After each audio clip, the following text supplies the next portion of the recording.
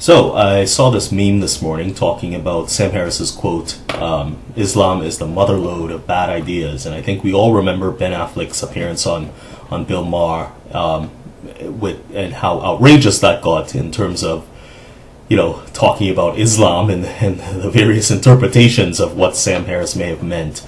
I think there's some distinctions that need to be made, and this is not a new video. I'm not saying things that haven't been said before and haven't been said extensively before, but I mean, what exactly does that mean? Islam is the motherlode of bad ideas. Well, to begin with, you're not attacking Muslims when you say that. You're talking about the doctrine. You're talking about the religion, and you're not attacking anybody in particular. You're criticizing ideas basically, and I'm sure Sam Harris would agree. Obviously, I mean, if you watch the Bill Maher, Ben Affleck interview with Sam Harris, blah blah blah, it's pretty obvious, But yeah, you're also reminded of the concentric circle theory, right? You have various degrees of adherence to Islam, or Islam as a doctrine or a religion. There's fundamentalists, there's extremists, there's moderates, there's conservatives. Mind you, saying all of that, when you're talking about moderation or moderatism in Islam, it's slightly different to what you're talking about when you're talking about, say, moderatism in Christianity. So different religions do make a difference in terms of adherence and what people subscribe to when it comes to religion. Now, moving ahead, I posted something on Spiralvent talking about eliminating religion. And I think there's some more distinctions that have to be made when you're talking about eliminating religion. Look, there's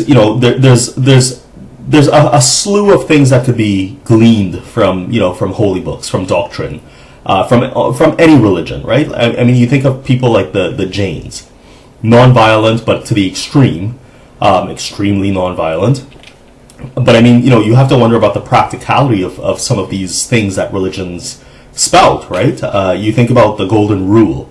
I mean, treat people as you would have them treat you, blah, blah, blah. These are well-meaning rules, and, they don't always work out in real life. They just don't, because, I mean, what if you like being treated differently than how you treat people, or what if people like being treated differently than how you get the point. I forget what I was saying, but you get the point. Like, I mean, there's a difference of how people want to be treated in various circumstances. You may think something is right for you, but it's not right for somebody else, or you might think something is wrong for you, but it's not wrong for somebody else. So there's those types of fuzzy areas in the Bible. I mean, you could take anything from the Bible that's well-meaning, right? You could take something like love thy neighbor as you love yourself. I mean, that's a great thought, and it would definitely help the empathy needle in the world, right? But how practical is that? I mean, how practical is it? But it's a great rule. I mean, if it were enforced with strict adherence, or like with absolute authority, I mean, that would be a great thing for the world. But it's just not practical. It doesn't work out that way. And then you have really bad stuff in religion. Now, this is where the distinctions come in, right? When you talk about rules that you glean from religion and what religion actually is. Like, added to the golden rule, and then that whole thing about love thy neighbor as you would love yourself, which is basically the highest commandment. Not part of the 10, is it? No, it's Mark 21 something, I think. But, like, you take a rule like that you get from religion, and then attached to that religion is also a rule saying that a woman is twice as dirty if she gives birth to a girl child than if she gives birth to a boy child. So that's what religion is. That's what we're talking about when we talk about religion. It comes with this baggage, and it's not just an added rule or an extra rule. We're talking about the unquestioning following and the unquestionableness of religious dogma. That's what we're talking about when we're talking about eliminating religion, as I would say it.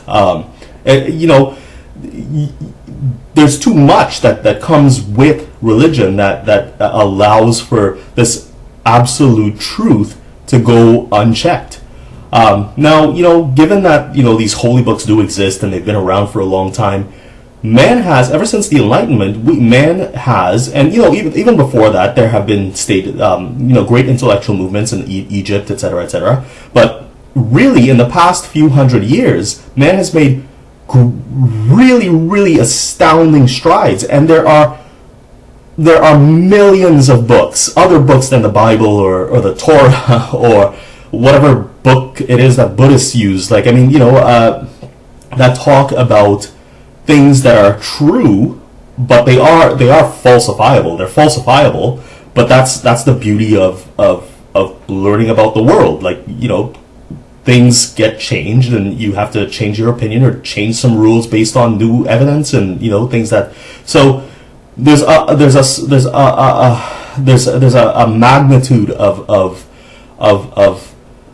wisdom that can come from all the other books that have ever been written about, and all the other books that have been written and published, and et cetera, et cetera, et cetera. You get the point. Like, I mean, the Bible and the Torah and the Old Testament or the Gita or whatever they call it. Like, I might be wrong with that one, but just in case, they're just a few books. Like, they hardly compare to the amassment of knowledge that we've had in the last few hundred years. I mean, it's just unbelievably profound in its own way.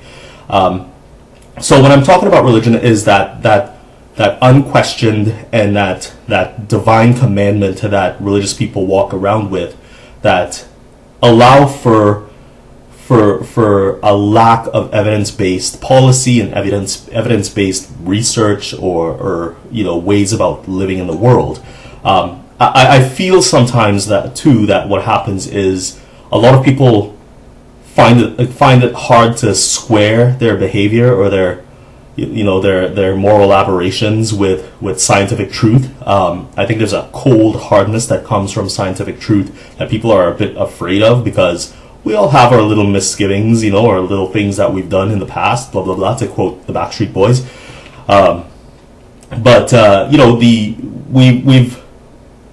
We find, I find, and even I find that, but I mean, I feel that people find it's a hard time for them to square their behavior in some context or in the past, or whether they're doing something now or whatever, with scientific truth, because it seems to be this hardcore thing.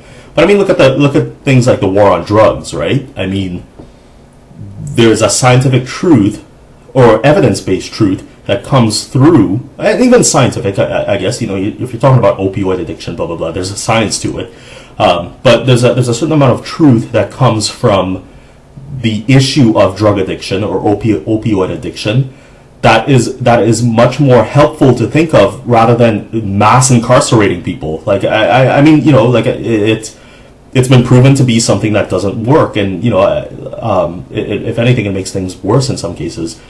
So there's a lot of truth to be gained in the world, and it doesn't have to come from holy books. There are rules in holy books, but I mean, like Sam Harris would say, I keep quoting Sam Harris, but like Sam Harris would say, there are better reasons than religion for living a moral life. You don't need religion to live a moral life. There are lessons to be learned, et cetera, from tons and tons of writing on any subject. So that's all I really want to say.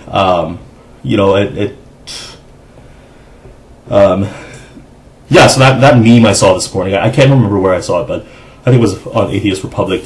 They were asking what people thought about the whole Islam is the mother lode of bad ideas thing. It is the mother lode of bad ideas. Excuse me. And when taken to its extreme conclusion, it ends at, well, things like genocide, basically. But anyway, that's all I want to say. Hopefully that video makes sense. Yeah, I will talk to you later.